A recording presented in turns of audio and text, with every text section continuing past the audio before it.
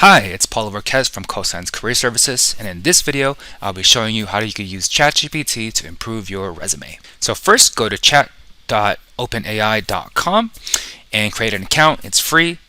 And once you create an account, you should be landing on this page right here. So one part that students struggle with a lot is the duties and responsibilities section. So one way to improve that is we're going to ask ChatGPT to give you examples of different duties and responsibilities for different positions you've had in the past. So let's say in the past you've been a cashier. So let's go ask ChatGPT, write me some duties and responsibilities as a cashier. So as you can see, ChatGPT is now providing you a list of different duties and responsibilities as a cashier, and from here you could pick and choose the ones you like, turn it into your own words, remix it, don't just copy and paste it, and put it on your resume. And so it's giving you a lot here, and if you don't like this list, you could click on regenerate response. You're going to get much more from there. Although ChatGPT is a great tool, I still highly recommend you meet with a human just to double check everything that AI might have missed.